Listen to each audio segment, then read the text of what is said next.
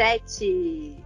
Olá, pessoal! Aqui é a Andréia Santos, que participa aí da bancada do Telescópio. E hoje nós temos o nosso tradicional episódio feminino de bancada 100% feminina desse podcast tão maravilhoso que é o Telescópio. Hoje temos comigo Priscila Quintan, que é minha amiga maravilhosa, desde sempre para todo sempre. Mamãe da Alice e da Ana Lu, esposa do nosso querido pastor Rodrigo Quintan, ela que é professora da arte, super maravilhosa. Pri, dê o seu boas-vindas, as suas boas-vindas, como que fala? Sua apresentação. Olá, pessoal, muito bom estar aqui de novo, né? No ano passado estava também no episódio representativo das mulheres. Estou aqui de novo. Já vou fazer um pedido para os meninos aí, que eu quero mais episódios só de mulheres no ano de 2022, por favor. Boa. Confesso que eles vão brigar comigo depois disso, porque eles pedem e eu não faço? Vão, mas tudo bem, eu preciso aqui fazer o que é justo, né? Porque vão achar que ele não deixa fazer, né? E não é verdade. Me desculpem, meninos, eu farei mais. Eu prometo. E estamos também com a minha querida irmã maravilhosa, Yara Viana, que esteve com a gente no episódio de 91, falando sobre vício da internet. Irmã, você que é a cientista social maravilhosa, se apresente para nós. Seja bem-vinda ao Telescópio novamente. Ei, gente, mais uma vez um prazerão estar aqui com vocês. Esse papo de hoje vai ser bom demais. Mulheres unidas aí, estamos juntas cada vez mais. E peço desculpa de antemão por essa voz falhada, rouca. É que meu time foi bicampeão anteontem, já falando aí de mulheres, não é mesmo? Futebol é um dos assuntos nos quais a gente ainda enfrenta muita resistência, muito questionamento, muito olhar torto. Você é mulher, você gosta de futebol, então já vou chegar dando as boas-vindas assim, né?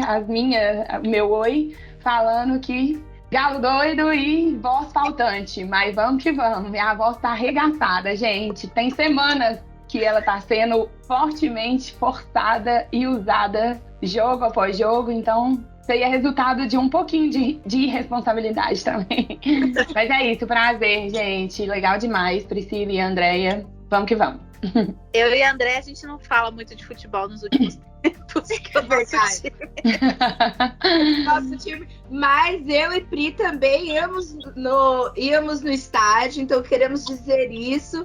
Frequentadoras do mulheres que gostamos de futebol nessa bancada. Sim, Mas como a Pri falou, como o nosso time está um pouco para baixo, achamos por bem não entrar muito nesse detalhe. Tá bom.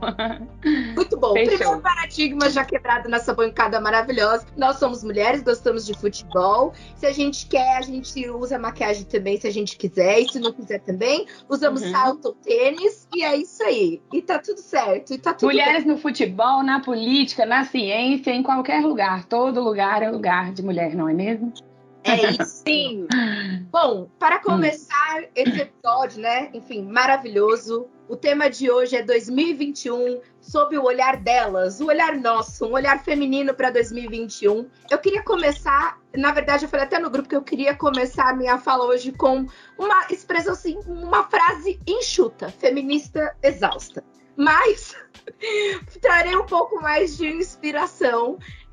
Enfim, diante de tudo que a gente foi vendo acontecendo, eu sigo eu não sei se tem um boné que eu não sei se é de uma agência de marketing, enfim, é de algum lugar que é um boné que eu falo que eu vou comprar esse boné que tá lá, feminista exausta. E eu acho que isso já traduz tudo o que eu sinto, enfim, principalmente durante esse ano de todas as coisas que aconteceram. Mas eu vou ser um pouco mais inspiradora, né? E trazer aqui um trecho da Declaração Universal dos Direitos da Mulher e da Cidadã, que foi redigida por Olympe de Gouges em 1791, em resposta à Declaração Universal dos Direitos do Homem e do Cidadão, publicada em 1789, né, a nossa Declaração Universal dos Direitos Humanos, que chamam, né, durante a Revolução Francesa. É um trecho curto, trouxe só assim uma linha do pós-fácil que fala: mulher, acorda. A voz da razão é ouvida em todo o universo. Reconhece os teus direitos. Eu acho muito maravilhoso. Eu acho inspirador.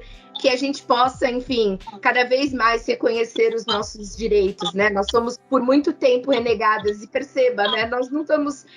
isso é desde 1700 e lá vai muito tempo, né? E a gente percebe, eu estava lendo, né, essa declaração, e muitas coisas que foram discutidas, que estava lá redigida, né? Porque redigiram justamente em resposta à declaração, que faltava lá direito, como o próprio nome do texto falava, direito do homem e do cidadão, ou seja, a mulher não é uma cidadã, ela não era reconhecida, né, como uma cidadã, ela não tinha direitos, né, ela não tinha acesso, ela não tinha nada.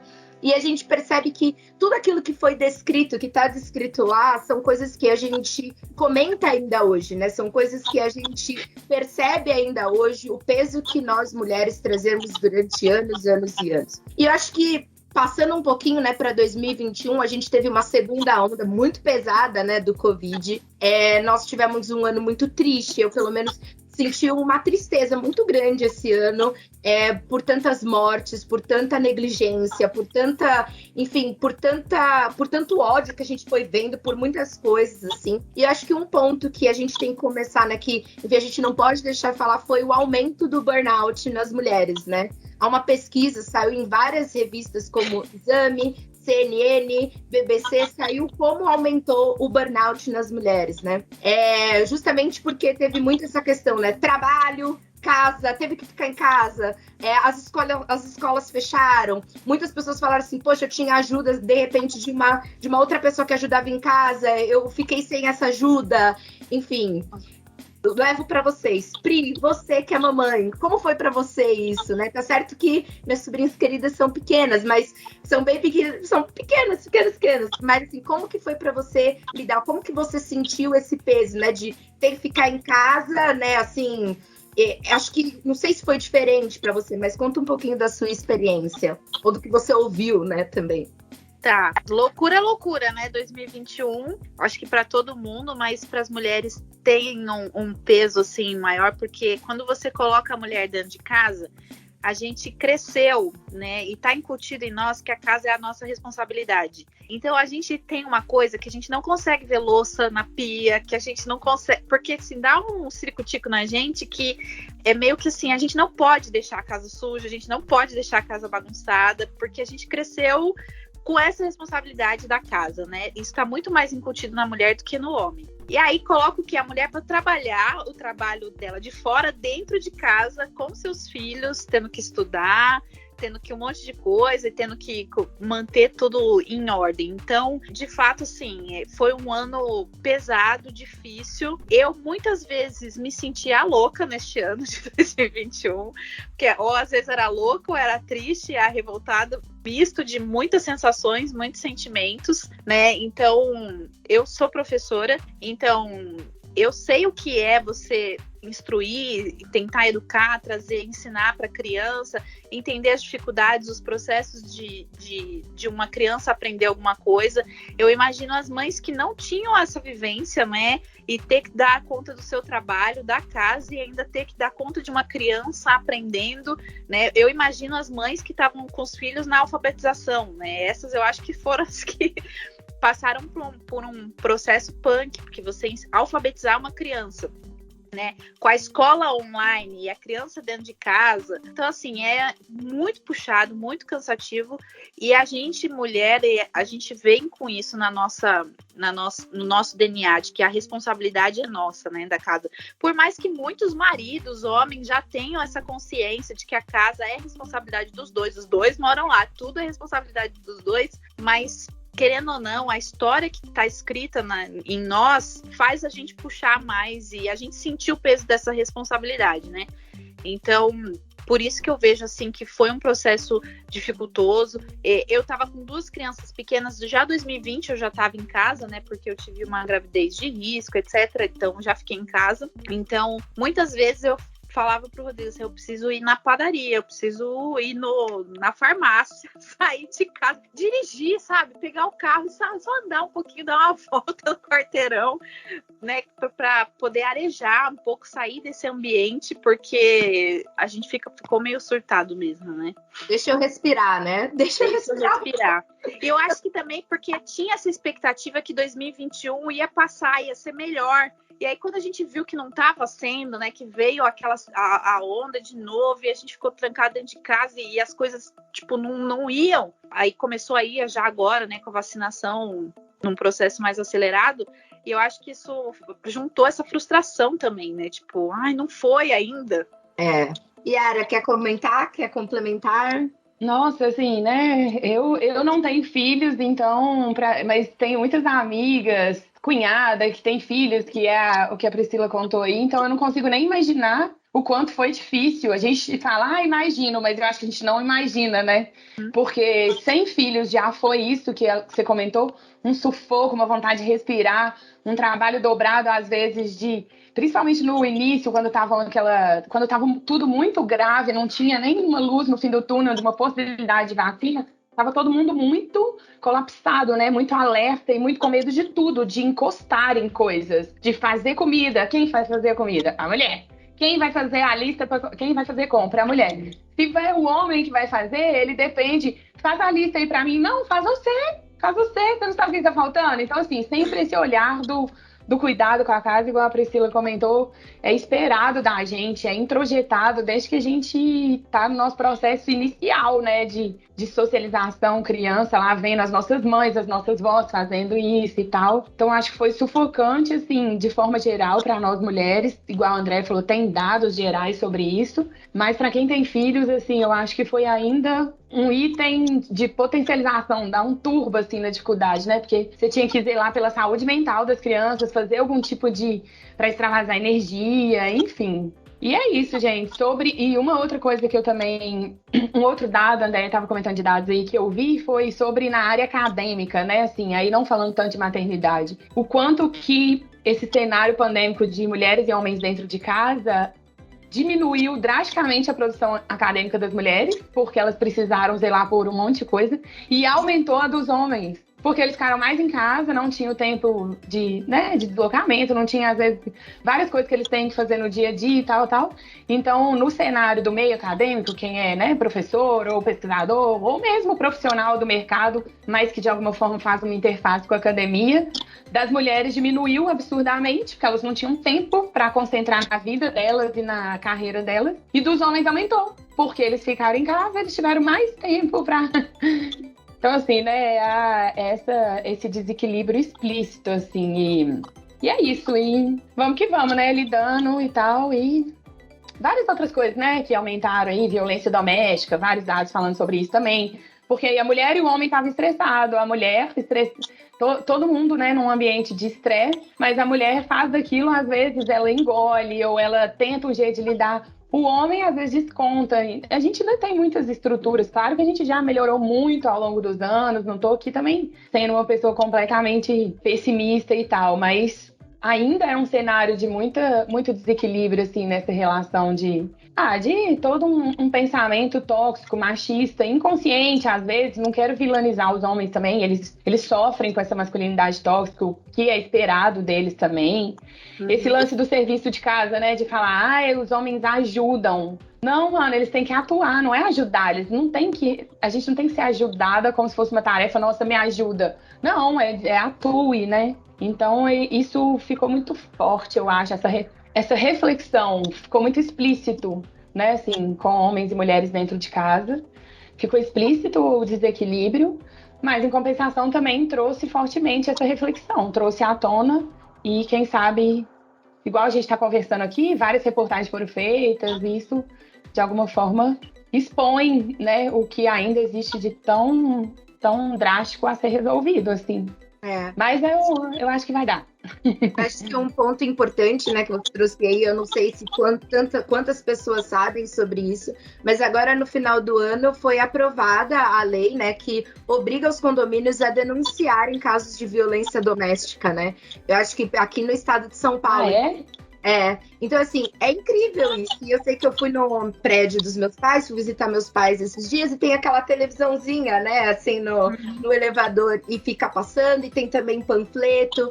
Eu acho que a gente também está começando a desmistificar um pouco essa questão de briga de marido e mulher não se mete a colher, né? A gente escuta muito isso. Mas na hora, quando eu vi isso, eu lembrei que quando eu morava em Guarulhos, né, eu tinha um vizinho. O meu quarto era parede com o quarto deles. E ele bebia e chegava quase todas as noites transtornado, sabe? Não sei se agredia ela, mas ele esquecia a chave e ficava batendo na janela, porque eu morava no térreo, batendo na janela, abre a porta, sabe? Batia, tipo, na porta, chutava a porta, sabe? Todo mundo ficava naquela situação de não saber como resolver, como fazer, e a gente sempre foi criado nisso, não se mete, porque vai, não sei quantas mulheres sofreram, né? E agora ter uma lei que fale, não, nós vamos falar assim, vai ligar para a polícia, vai fazer, quem sabe, né? Quantas mulheres não podem ser salvas, sabe? Do que tá acontecendo. Então eu falei assim, gente, é uma vitória para as mulheres, né? Tipo, de ter isso. Bom seria se a gente não precisasse ter uma lei para falar isso, né? Olha, a gente não precisasse ter lei de nada relacionado à violência doméstica, mas eu acho que isso foi uma conquista, sabe? Até para os condomínios também, porque às vezes eu percebia que as pessoas não sabiam muito como lidar, sabe, com aquilo, tipo, eu não sei o que fazer, eu ligo pra polícia, eu ligo pra... eu tiro foto, o que eu faço, sabe? As pessoas não são instruídas, todo mundo fica num estado de choque mesmo, né? Algumas pessoas, se é algo na frente, tipo, fica assim, eu não sei, sabe? E eu acho que tem muito essa questão que a gente ainda vê que acontece, liga e não acontece nada, o cara, tipo, vai lá, sabe? Mas eu achei muito bom, então acho que é um primeiro passo, assim, um dos vários passos que a gente está construindo de criar vários mecanismos. Eu acho que um mecanismo só não adianta, mas vários mecanismos juntos, eu acho que é aquele estado de vigilância no sentido de que todos prezam pelo bem comum, pela integridade física um dos outros, sabe? Então eu achei que foi uma conquista para as mulheres, né? Andréa, falando nisso, para quem ainda tem aquele pensamento de não entender como a mulher não consegue sair de um ambiente desse, como é que ela consegue viver numa situação dessa e tem dificuldade de sair, né? Muitas pessoas ficam assim, mas é porque ela gosta, por que ela não sai, por que não separa, etc. Eu tava assistindo aquela série Made, que tá no Netflix, e ela mostra, assim, tão claramente como é sutil algumas coisas, como elas acontecem de forma sutil, que parece até que, assim, até que o cara não é tão ruim, mas ele tá envolvendo a pessoa de um jeito que vai deixá-la sem alternativa, sem saída.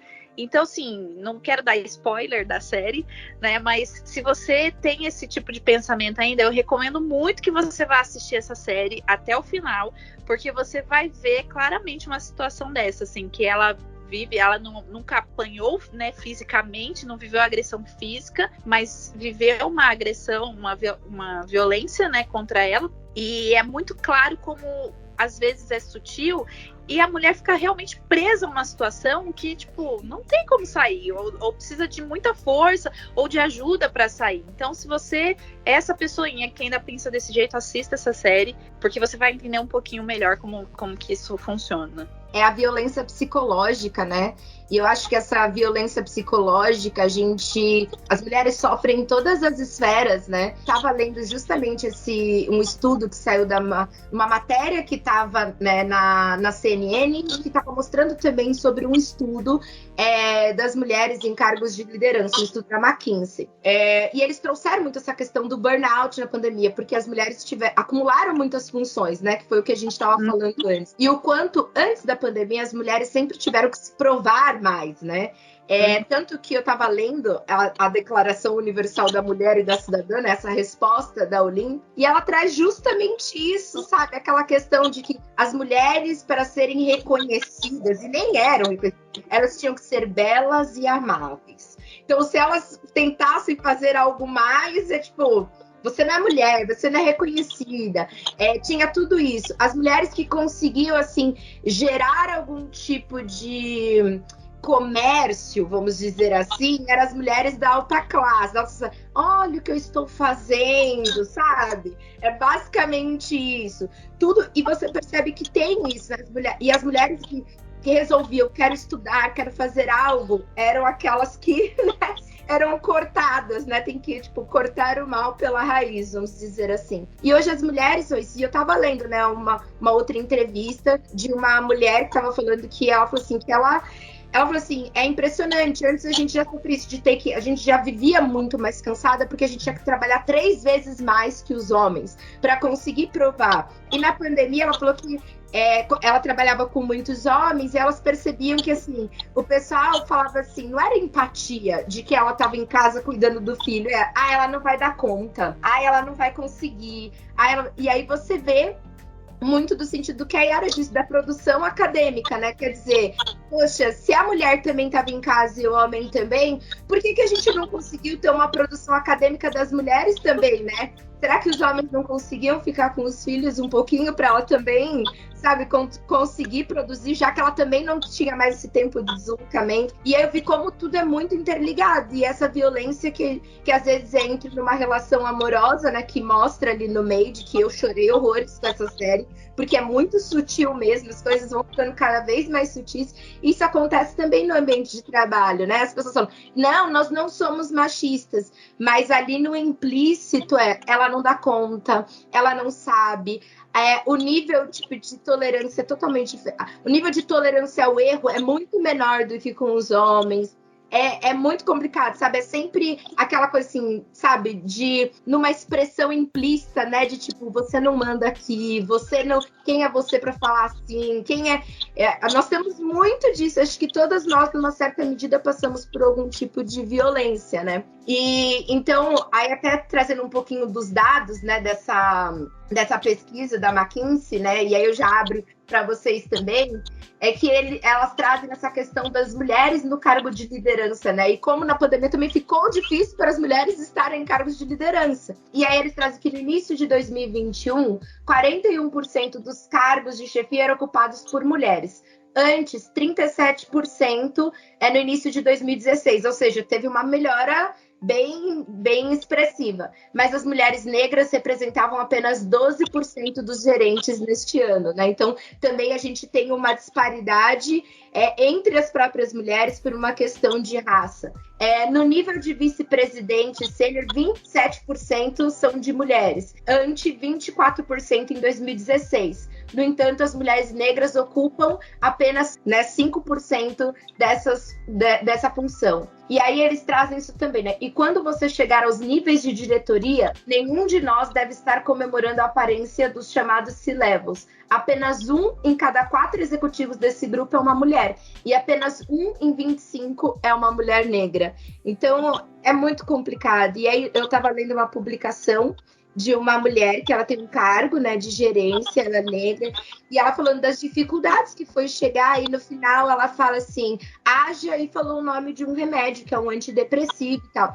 E eu fiquei assim, caramba, né, nós mulheres sempre, parece que a gente sempre tá numa dualidade, né, ter família e ter carreira, ter um relacionamento e ter uma carreira, sabe? E eu acho isso muito pesado. E aí você tem que conquistar tudo isso à base de antidepressivos, sabe? E eu fiquei assim, caramba, sabe? Caramba, estamos em 2021, entendeu? Nós temos isso ainda. Passo aí para vocês comentarem.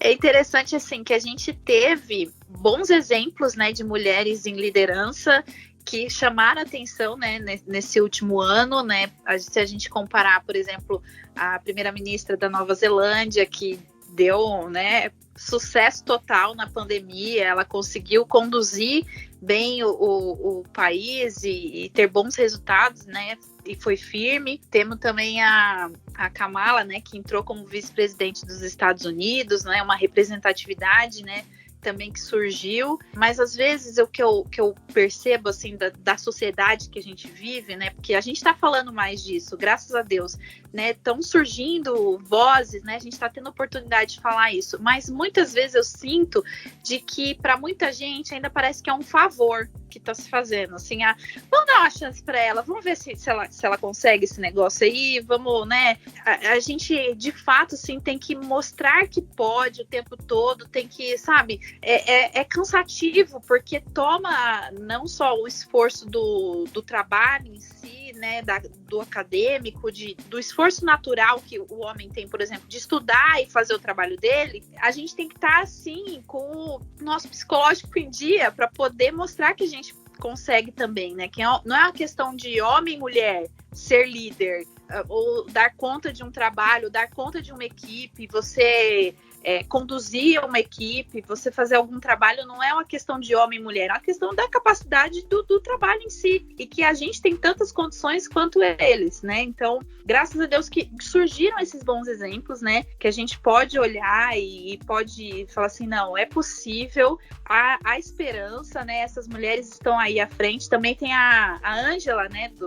A alemã, também, que a primeira-ministra alemã, né? Que não está mais agora, mas que mostram pra gente essa força, assim. A gente teve no Brasil, né, uma presidente também mulher, então, assim, há esperança, dá pra gente chegar lá, é possível, a gente pode falar pras meninas, né, que ainda estão estudando, que estão com seus sonhos ainda em dia, assim, que é possível, que elas podem chegar lá, que vale a pena estudar, dedicar tempo, e que não precisa ser necessariamente uma escolha. Ah, vou casar ou vou ter uma carreira? Posso sonhar em ter família e posso sonhar em ter carreira? Mas, filha, o que você quer? Qual é o seu sonho? O seu sonho é o quê? Ter carreira, construir uma... Você pode, né? Uma coisa não exclui a outra. Não é que você, ou vou ser dona de casa ou vou ter uma carreira. Isso não existe. A gente está numa sociedade de 2021, chegando em 2022, sabendo que a gente pode fazer o que a gente quiser, sabe? Eu posso ter, sim, minha carreira, lutar pelos meus sonhos,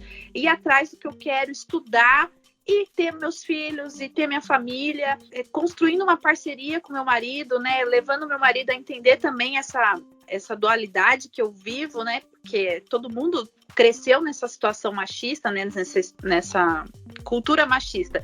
Então eu vou ajudar meu marido a ter um olhar de empatia para mim como mulher, ele entender a minha posição ou entender a dele. Nessa parceria vou educar minhas filhas entendendo esse mundo, como que funciona nesse sentido também.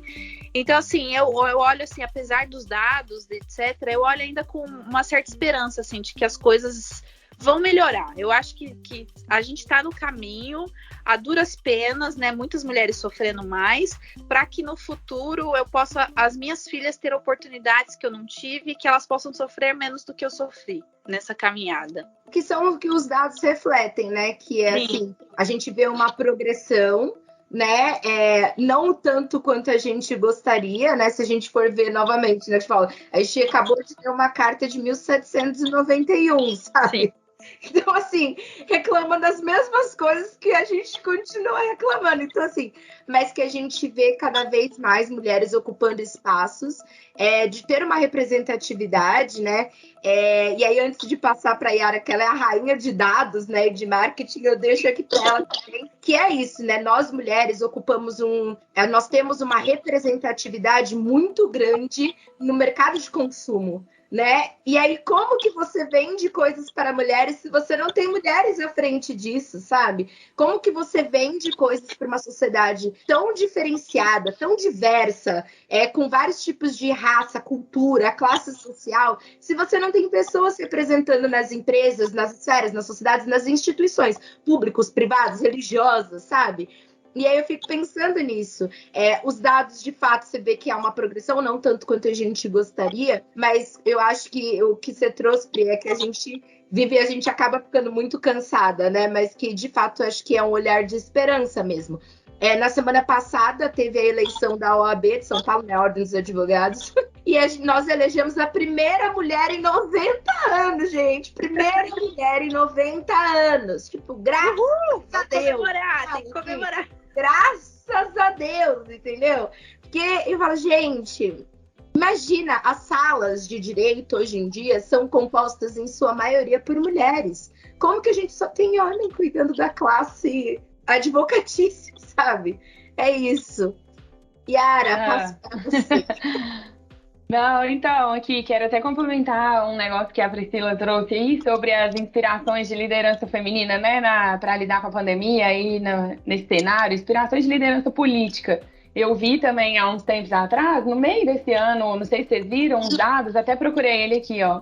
cidades com mulheres prefeitas no Brasil tiveram 43% menos morte por Covid e 30% menos internações nas cidades governadas por mulheres. Ou seja, né, assim, temos um exemplo próximo nosso aqui também, assim, né, que no agregado foi feita uma análise de prefeitas versus prefeitos e os números mostram o quanto a gente é capaz de ter sucesso, né, assim, igual ou maior, nesse caso maior, ao lidar com um problema complexo. Então a gente está super preparada, a gente tem todas as skills, a gente tem toda a capacidade, a gente muitas vezes só tem as barreiras de acesso mesmo, né? Assim, de igual vocês falaram, ter que trabalhar 3 vezes mais para provar algo, e no meio disso sofrer tanto tipo de descrédito, de julgamento, de violência psicológica, os famosos que a gente vê por aí, né? Mansplaining, interrupting, você está num ambiente de trabalho em que se você é mulher, você está numa roda com outros homens, eles não se interrompem, mas eles interrompem a mulher. Eles querem te explicar uma coisa na qual você é a autoridade, né? Às vezes você representa algum tipo de conhecimento, alguém está querendo explicar. Não, isso que é assim, sabe? E eles não fazem isso entre eles. É muito interessante observar. Não sei se vocês já pararam para observar. Provavelmente sim. E para quem estiver ouvindo também, façam esse exercício no ambiente de trabalho, na faculdade, na família mesmo, entre os tios e tias, assim. Observem o quanto os homens não se interrompem, eles interrompem as mulheres, o quanto eles tentam explicar para as mulheres coisas que às vezes elas que sabem, assim, né? E enfim, é isso, gente. Vocês comentaram aí também sobre toda essa questão de violência psicológica e também de saúde mental. É muito louco observar, assim, não sei vocês, mas o quanto que tá, assim, parecendo que não sei, o que foi que vocês comentaram aí sobre tomar remédio, né, André? Você falou assim, eu tomo, a CEO falou, mas nada que não sei o que não resolva um remédio para ansiedade, para depressão, não sei. O quanto que tá normal, assim, recorrer a medicamentos para poder lidar com ansiedade, com sono, com tudo. E os dados também mostram, né, se a gente procurar aí, o quanto que as mulheres são muito mais usuárias e acabam tendo que recorrer por uma conjuntura de fatores, por realmente, às vezes, serem mais julgadas, sofrerem mais descrédito, às vezes sofrerem tanta violência psicológica em todos os sentidos, e aí acaba se naturalizando e banalizando o uso de remédio. Então, hoje em dia, é às vezes raro você encontrar alguém que não tome um remédio, seja para dormir, para ansiedade, para depressão, para qualquer tipo de coisa assim. Eu, uma vez, há uns anos atrás, numa empresa que eu trabalhei, eu cheguei a ficar, assim, chocada, real, porque eu comecei a conversar com um monte de meninas novas. Na ocasião, eu tinha quase uns 30 anos, assim. Eu tinha uns 20, 28, 29, não lembro. E eu era a pessoa mais velha, assim, em algum contexto. Tinha muita menina mais nova. O quanto que um monte de menina de 21, 20, 22 relatava tomar remédios, assim, fortíssimos para poder lidar com pressão profissional, pressão de relacionamento, comparação com a realidade do, né? Enfim, aí a gente entra até no assunto daquela outra vez das redes sociais, o quanto elas também exacerbam, às vezes, essa sensação de que o do outro a grama do vizinho é sempre mais verde. Então a gente entra numa espiral de comparação. Nossa, mas a fulana tá lá meditando, ela tem 2 filhos, eu também, ela tá bem, eu não. Mas será que ela tá bem? Ou será que ela só tá querendo se convencer e convencer o mundo de que ela tá bem pra, de alguma forma, o chefe dela ver que ela tá bem e não demitir ela, sabe? É igual vocês falaram, tá tudo ligado aí. Eu acho que, assim como vocês falaram, a gente ainda tem muito, muito chão pela frente para enfrentar, mas eu tenho muita tranquilidade, muita consciência, assim, eu acho, para pensar que mudanças mais drásticas, elas só vêm com quebras geracionais, né? As pessoas de 30 e poucos já estão com uma mentalidade diferente de quem é 50 mais. Nossos pais, nossos avós, assim, que foi uma outra realidade de socialização. Então, quem tem 30 e poucos, eu tenho 34, né? Então, eu falo dessa relação das minhas amizades. Ainda vejo muitos traços machistas, acho que vocês também, assim, mas já não é tão exacerbado. Mas ao conversar com meninos, homens, né? Não vou falar meninos, não, homens, de 25 anos menos, eu tenho alguns que trabalham comigo, alguns alunos e tal, assim, eu já vejo uma mudança expressiva, gente, assim, de não tanta masculinidade tóxica, eles são muito mais livres para, às vezes, chorar, serem sensíveis, usarem o tipo de vestimenta que eles querem, coisas bobas, assim, pequenas que a gente não observa em outras gerações, mas que já está liberando um pouco mais. Eles já têm comportamentos um pouco mais, assim, bem menos machistas, bem menos patriarcalistas. Não vou nem falar machismo, porque machismo é um conceito até complexo de ficar falando, mas patriarcal, né? Dessa visão patriarcal da sociedade. Então, eu acho que já está tendo uma quebra, 25, 24 menos, assim. Então, eu tenho muito otimismo para essa geração que está vindo aí, os adolescentes atuais, as crianças, que agora estão sendo educados por nós, mulheres, querendo passar isso para frente, seja na educação de meninas, né? Você pode tudo que você quiser fazer, vou aqui, não aceito tal tipo de comportamento. Ou na educação de meninos também, educar os homens, os meninos, crianças, né? As crianças, em geral, para uma visão mais equalitária de sociedade e tal. E talvez os homens também já sendo mais parceiros nessa educação mais conjunta, mais conectada e tal. Então, assim, eu nem gosto de culpar, né? Nenhuma de nós, assim, as gerações que vieram antes, porque é uma coisa muito macroestrutural para às vezes a gente ficar achando vilões e tal. Tinha a indústria, tinha o próprio... enfim, a política, tudo acaba sendo... se entrelaça, igual a Andréia falou. Mas eu fico bem otimista, assim, quando eu converso com homens mais jovens. Quanto mais novo, eu acho que é um exercício pra gente fazer também, assim, quem estiver ouvindo. Quanto mais novo, mais, né, assim, jovem adulto, de 20 e poucos anos, adolescente, criança, você ir vendo eles se libertando, assim. E essa geração que vem aí, a próxima geração, de fato, assim... Se for olhar para aquela questão, né, economicamente ativa, eu acho que vai ser uma geração que vai trazer quebras bem importantes. A gente já está vendo alguns sinais assim na indústria, né, igual a Andréia fala, de produtos e etc.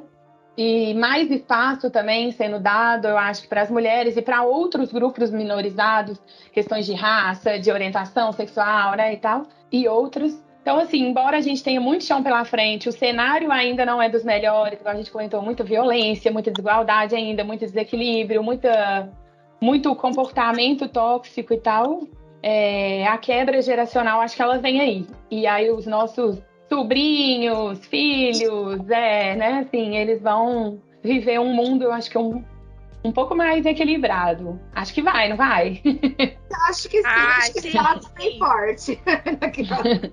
A expectativa tá alta. A gente falando das mulheres, né? Eu tava aqui pensando, porque citei muito da política, mas não só da política, né? Se a gente for olhar a Anitta, Juliette, Gabriela Prioli, a gente tomou a frente de muita cena aí, tomando os protagonismo de muitas áreas, né? Então, temos bons exemplos aí para seguir de mulheres que tomaram a frente das suas carreiras e são empreendedoras e fazem e buscam o seu espaço.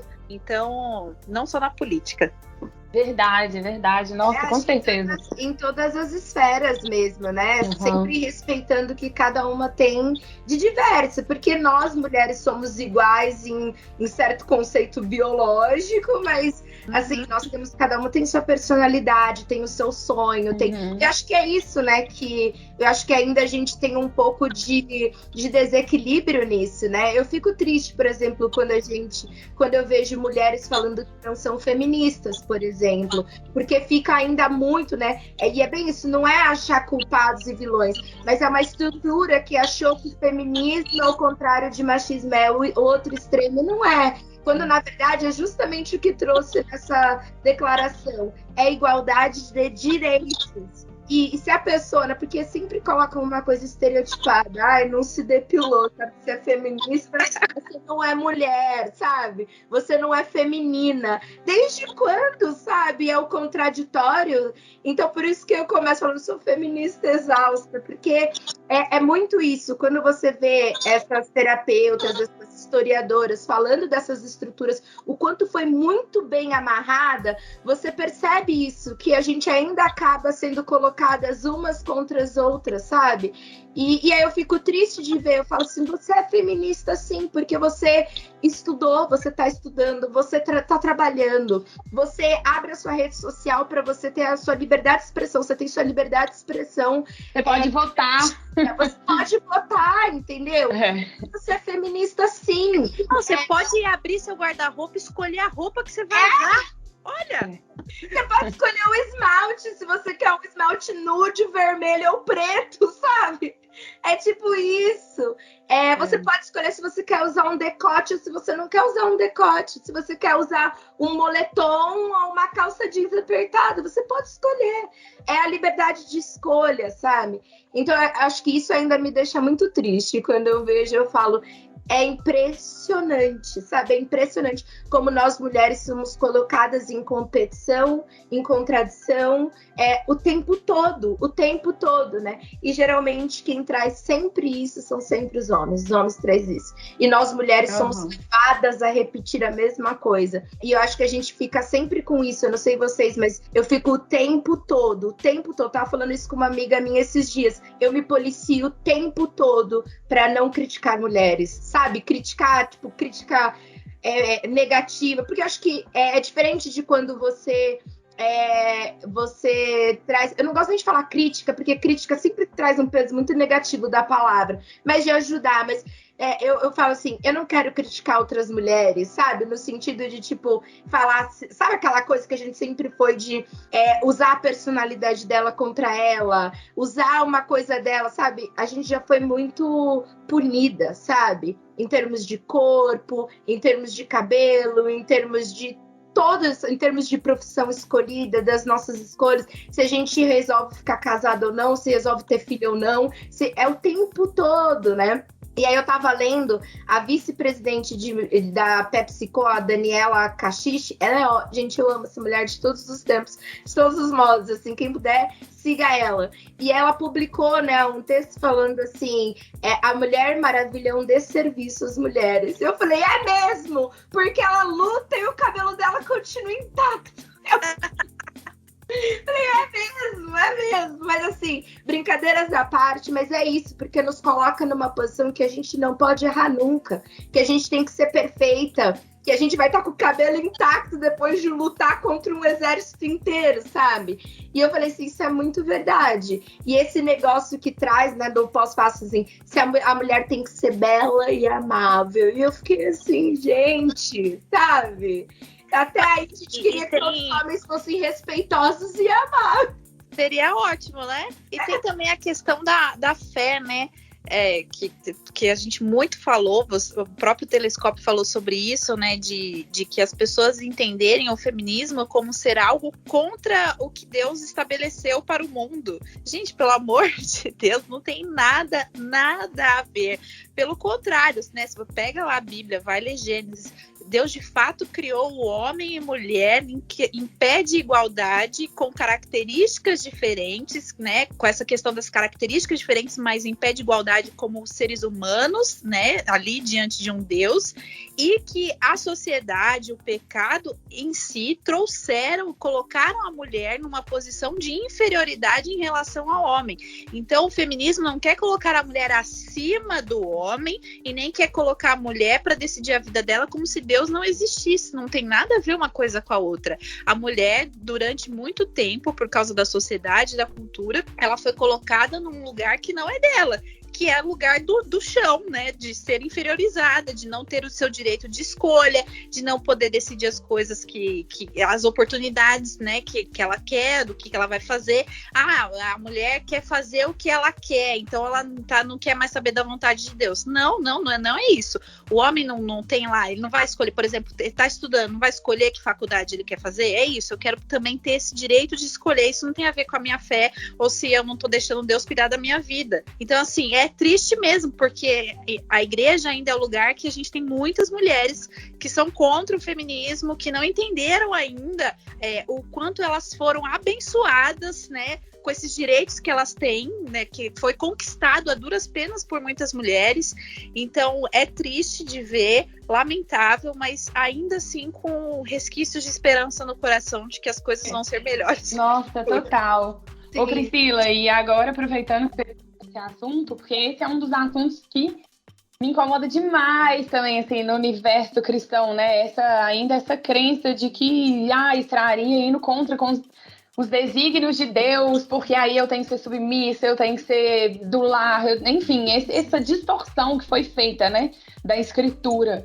E aí eu queria deixar uma dica aqui, uma sugestão, sei lá, uma indicação para todo mundo que for ouvir o podcast. Tem uma pesquisadora, ela chama Karen Colares, ela é esposa do pastor da igreja que eu frequento atualmente, chama Comunidade Cristã Êxodo, aqui em Belo Horizonte. E a esposa dele chama Karen Colares, ela faz atualmente doutorado em teologia e ela estuda justamente, a doida, né? Justamente essa, né, a feminismo e teologia. Ela produz conteúdo sobre isso e etc, justamente para desmistificar e tirar a distorção que é feita muitas vezes em muitos púlpitos, em muitas cartilhas, em muitos livros por aí de editoras cristãs, enfim, focando às vezes num papel da mulher que não é o que Jesus quis trazer. E enfim, só para fazer esse PS aí, porque na sua fala eu acho que pode, às vezes, agregar para alguém que for ouvir esse episódio, depois pesquisar o que a Karen tem feito, achar ela no Instagram, chama Karen Colares. Vou seguir, vou atrás. Também, adorei. Tá bom. E caminhando, né, para o nosso finalmente, porque os nossos episódios são sempre os maiores, mas por motivos porque porque esse tema é muito maravilhoso e acho que a gente não pode deixar uma oportunidade passar para falar, né? Porque quem sabe, né, se a gente conseguir, né, mudar e fazer com que uma mulher reconheça os direitos dela, a gente já cumpriu a nossa função, assim, né? De convidá-las a fazer parte dessa constante desmistificação que a gente também tem que fazer na gente. 2022, época de eleição, será ano de eleição. Eu acho que a gente tem muitas coisas envolvidas. Eu queria trazer, né, ouvir de vocês o que vocês pensam sobre a mulher na política, né? Quanto, enfim, a Yara já trouxe, né, o dado dessa questão do quanto as prefeitas foram mais efetivas, né, nas ações aí em relação ao Covid. Mas se vocês sentem falta ou não de representatividade feminina, sabe quais são aí os desafios que as mulheres enfrentam em termos de política, trazer aí para vocês um pouquinho. Eu confesso que, gente, seria incrível ter uma chapa presidente e vice-presidente feminina. Seria, assim, incrível. Eu fico brincando que, por exemplo, nos Estados Unidos, nossa, poderia ter uma chapa Michelle Obama e Kamala Harris. Seria, tipo assim, sabe assim? E aí espelha para o mundo inteiro. E assim, tipo, incrível, assim, sabe? Incrível. Se inclusive o casal Obama quiser vir se naturalizar brasileiro e Michelinha concorrer, tamo aí. Tem meu voto. Tem meu voto. Mas brincadeiras à parte, acho que a gente tem muitas mulheres que estão na luta, né, aí na política. E eu tiro meu chapéu e eu admiro imensamente a coragem de uma mulher falar assim, não, eu vou servir a política nesse país tão, meu Deus, sabe, com essa política tão conservadora, tão machista, sabe, nas assembleias, meu Deus, assim, só respirando fundo, deixa pra vocês comentarem. Eu acho que, assim, de novo, a gente já tem conquistado espaço, né? Muitas mulheres aí estão representando a nossa classe. É importante ter, sim, representatividade feminina, porque tem questões que, por exemplo, a gente viu recentemente a questão do absorvente, né? Tipo, é uma questão que é a mulher que sabe. Tipo, os homens, não, mas precisa, absorvente é caro mesmo? Tem mulher que não tem? Como assim tem mulher que não tem absorvente? Tipo, são coisas que não passam pela cabeça deles, porque não vivem, não tem essa vivência. Então, por isso que precisa ter essa representatividade feminina. A gente já tem, graças a Deus, muitas mulheres buscando seu espaço. E o que eu tenho a dizer, assim, mulher, você que está ouvindo, se você tem vocação para esse negócio de política, minha filha, vai na fé. Se é isso que você quer fazer, se você gosta, se você tem paixão nesse negócio, encare e vai, né? Isso para todas as mulheres em outros departamentos também, assim. Não é a minha também, eu não tenho vocação para isso, não sou apegada à política, tenho às vezes preguiça. Admiro muito as mulheres que como a Déia falou, assim, que tomam a frente e vão, sabendo das dificuldades que tem, né? Tipo, da mulher ser abusada dentro do plenário, né, por um homem, assim, na cara dura, e o cara ainda dizer que não. Mas enfim, é isso, assim, eu tenho esperança. Eu confesso assim que na última eleição eu busquei mulheres para eu votar, né, de deputada federal, deputada estadual. Eu dei uma pesquisada mais referente a mulheres do que homens, inclusive votei em 2 mulheres, né, federal e estadual. Então, eu acho que precisa dessa representatividade e acho que sim, mulheres que têm essa vontade, têm essa pegada, gostam disso, encara, vai na fé, porque quanto mais nós estivermos lá, melhor vai ser e mais caminhos serão abertos, né? Apesar de olhar para 2022, assim, com muito medo, né, do que vai vir, com muita...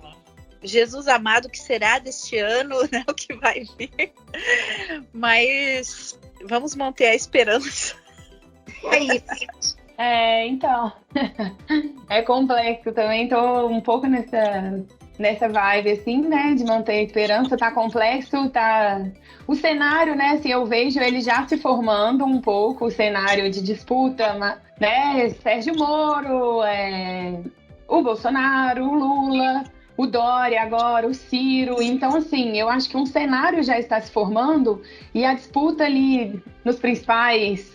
Enfim, os candidatos com maior força, eu vejo que infelizmente vai ficar entre homens mesmo. Mas é o que a Andréa falou, assim, talvez pelo menos uma vice-mulher, né, colocar uma vice-mulher, e nós, enquanto mulheres, a gente ficar atenta, já que talvez não tenha uma opção de ser uma mulher presidente, quem vai cuidar e trazer nas pautas coisas consistentes de políticas para mulheres, né?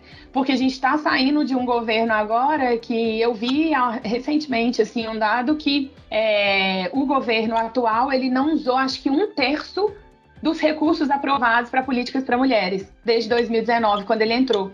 Então, ele não usou nem 1/3 do que existe já de recurso focado para a secretaria, para políticas públicas para mulheres, né? Toda a lei que já existe. Então, foi um governo que claramente não se importou com isso, né? No corpo de ministros tem 2 mulheres. Então, assim, não deu espaço, muito pelo contrário. Fez vários episódios de desrespeito, enfim. Então, a gente está saindo de um cenário que não foi nem um pouco cuidadoso, enfim, responsável com a maioria das eleitoras, né? A maioria dos eleitores brasileiros são mulheres, então a gente, enquanto mulher, ficar de olho nesses que vão disputar ali nos principais, né? Que tem a maior força, quem vai de alguma forma zelar ou trazer propostas consistentes, considerando que a gente está saindo de um governo que isso praticamente foi nulo, assim, que pisou, literalmente, assim, né, assim, eu sei que é uma questão, às vezes, de perspectiva, não quero também politizar aqui, mas dados também mostram, então... E é isso, gente, eu acho que, por mais que o cenário...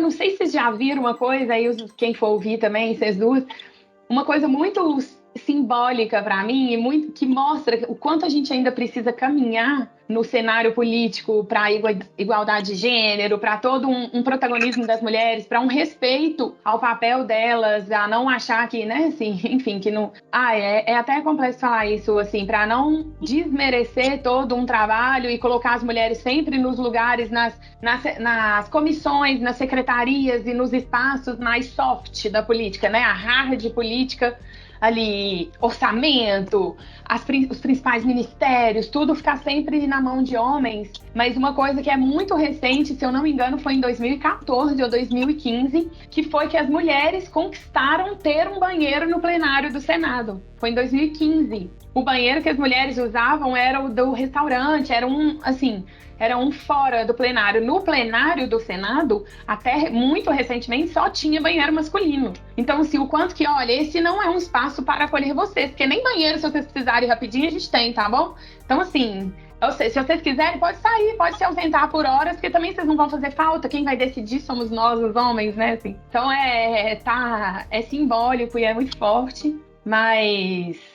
Vamos que vamos ficar atenta. Nós, mulheres, achei massa, e o que a Priscila falou, também penso nessa linha, eu tento votar em mulheres, né, assim, sempre. Nessa última eleição que foi municipal, fiz isso, votei em mulheres para todos os cargos que estavam em disputa. Quero muito fazer isso ano que vem, para o que for possível, né, mas se não tiver, principalmente no cenário executivo federal, que é a presidência, que a gente olhe para os fatores adjacentes, né? Quem é a vice, quem está junto, quem está no palco, quem está de fato sendo protagonista. O programa de governo contempla, é consistente, quem são as deputadas, as senadoras, as vereadoras que vão estar junto com esse eventual presidente, enfim, para a gente de alguma forma conseguir fazer essa força acontecer, mesmo que não seja na cadeira em si, majoritária, né? E tamo junto. Se Michele quiser vir naturar, vem Michele, vem Câmara. A gente te oferece minha casa, minha vida. Toma, leva tudo. Vem pra cá governar a nossa vida, né? Você pode ser CEO da nossa vida. Nossa, pode. Toma aqui, ó, tudo que vocês quiserem. Vem pra cá, pelo amor de Deus. Mas eu acho que a gente deveria, assim, pensando que a gente tem que ter um plano de governo muito massa. Pegar, sei lá, uma mulher muito boa, assim, brasileira, sabe? Você sabe, uma executiva ferradaça, assim, sabe? Fala assim, vai ser você. E aí coloca ela e fala assim, e todas nós, tipo assim, vai ser você. Mas assim, óbvio, respeitando se ela tivesse essa vontade, né? Porque muitas pessoas não têm. Mas assim, então eu falar assim, vai ser você. E a gente vai lutar por você, a gente vai colocar você, vai ser você. Eu tentar fazer, sabe? Tipo, um branquinho, né? Acho que é isso, assim. Mas eu acho que o papel principal também, porque as pessoas olham também, óbvio, né? Por toda a importância do executivo, mas eu acho que a gente também tem que olhar para o Congresso Nacional e ver se ali tem uma representatividade, porque é ali que onde são votadas as leis, né? Então acho que ali a gente também tem que ter uma representatividade muito expressiva. Então, às vezes as pessoas perguntam, né, vou votar para quê? Sabe, senador, o que é isso? Deputado, o que é isso? Mas para pensar que é ali que, de fato, a política ocorre no sentido de votação de leis, que é onde vai decidir ali das diretrizes e regras e normas do nosso país, né? Então, eu acho que isso tem um papel fundamental. Bom, estamos chegando ao fim. Muito obrigada, Pri, Yara, eu amo vocês de todo o meu coração. É tão incrível, eu amo. Vocês são minhas amigas maravilhosas. É um privilégio ter vocês como amigas. Eu acho que torna a caminhada mais leve, né? De a gente poder virar para as nossas amigas e falar, eu tô exausta, tá muito difícil, mas vamos seguir porque a gente tá fazendo isso não só pela gente, mas pelas gerações futuras. Eu vejo hoje... quando eu olho para as minhas sobrinhas do coração, de todas as filhas de todas as minhas amigas, e eu vejo elas tão mais soltas, sabe? Tão mais, sabe? Não pode isso, não pode aquilo, porque a gente cresceu muito. Não pode fazer isso, não pode fazer isso. E eu vejo elas tão elas, sabe assim, autênticas, donas de si, e meus olhos brilham, sabe? Porque, de fato, é aquela coisa. Eu lembro que quando eu tava fazendo uma mentoria, né, de liderança feminina, e a minha mentora falou assim, Andréia, quando uma chega, todas chegam. E eu sempre carrego isso comigo, que é bem isso. Talvez eu não veja toda a transformação, mas talvez se um dia eu tiver filhos, eles vejam, que as minhas sobrinhas vejam, que, sabe, que outras pessoas vejam, sabe? Que isso não é só pela gente. Acho que nosso principal legado, né, além dos nossos sonhos pessoais, para a gente que tem uma visão, né, uma consciência de coletividade, é justamente isso, né? Deixar um espaço que elas possam ser autênticas, que elas cheguem com mais facilidade, que elas não tenham que ser julgadas pela sociedade, sabe? Eu acho que a gente carrega. Então, muito obrigada, vocês são demais. Yara, dê o seu adeus, suas palavras finais. É isso. Ai, que é isso, eu que agradeço. Muito bom sempre conversar com você, Andréia, minha irmã querida também. Um super prazer, Priscila, te conhecer virtualmente hoje por enquanto, mas espero que pessoalmente, quando eu for ir para São Paulo, ou você também está convidadíssima para vir para BH, Andréia para voltar logo. Sim. Vamos marcar um café, nós três. Combinadíssimo por mim já. Em breve eu tô indo, aí depois vocês vêm pra cá pra gente tomar café mineiro com pão de queijo e queijo goiabada também, tá bom? Mas enfim, é isso aí. Também, embora a gente tenha trazido aqui tantos dados e reflexões assim realistas que ainda não são das melhores, né? São tristes, vamos dizer assim, mas eu acho importante a gente ser realista, só a gente reconhecendo ainda o que precisa ser corrigido e melhorado na sociedade como um todo, no nosso próprio comportamento, no comportamento de quem está perto da gente, que a gente vai conseguir, de fato, trabalhar para mudar. Então, embora muita coisa tenha melhorado, isso é fato, né? Assim, se a gente comparar a nossa realidade, as nossas possibilidades quando as nossas mães, as nossas vós, nós já alcançamos, e isso é fruto de muita luta, muito desgaste, de muita mulher que veio antes da gente, de muita mulher que sofreu, que morreu, né, assim, para que isso tenha acontecido. Então, a conquista e a vitória já está rolando, e ela vai ser ainda maior para as futuras gerações. E todas as mulheres que estão ouvindo, vamos juntas, sororidade é algo fundamental, igual a Andréia falou aí mais cedo, né? Assim, desde pequenos atos de evitar criticar, pensar duas vezes, não criar disputa desnecessária em ambiente de trabalho, em amizade, em qualquer lugar com mulheres, né? Assim, tentar, de fato, nos ajudar ao máximo para a gente ser essa força coletiva, conjunta e cada vez mais avançarmos nessa busca por igualdade de oportunidade, de direito, nos livrar dos julgamentos e sermos, de fato, assim, plenas, felizes e vamos que vamos. E junto com os homens, né? Isso que é o mais doido, assim, isso que é muito importante falar. Não é um cabo de guerra, não é um contra o outro. A gente quer ir junto, a gente quer os homens, inclusive, nessa luta, né? Tem aquele movimento He for She. Os homens que quiserem pesquisar, eles podem ser signatários de um movimento, He for She, que é homens, né, eles por elas. Que aí eles se comprometem com uma série de ações que os homens podem fazer para serem parceiros das mulheres. É tipo, coisas do tipo, você ouvir alguma piada, você ouvir alguma coisa, você conversar com seus amigos, você não entrar... Coisas pequenas e coisas grandes que os homens também podem fazer, para que a gente caminhe juntos, em pé de igualdade. E não que a gente seja melhor, que a gente vá brigar, pisar, destruir os homens. Não queremos isso, feminismo não é isso, né? Igual a Andréia falou, você fala. É só igualdade de direito e oportunidade para todo mundo, enquanto sociedade, ser mais feliz. É isso. Pri, suas palavras finais. Gente, quero agradecer de novo essa oportunidade de estar aqui. Eu sempre ouço o Telescópio sendo gravado pelo Rodrigo na minha casa e é tão legal estar aqui. Então, obrigada por essa oportunidade. E queria dizer também, assim, que de fato a vitória de uma é de todas, né? Falando da presidente aí da OAB, eu não tenho nada a ver com a OAB, nunca estudei direito, não tenho nada a ver com isso, mas quando eu ouvi a notícia, dentro de mim eu fiz, yes!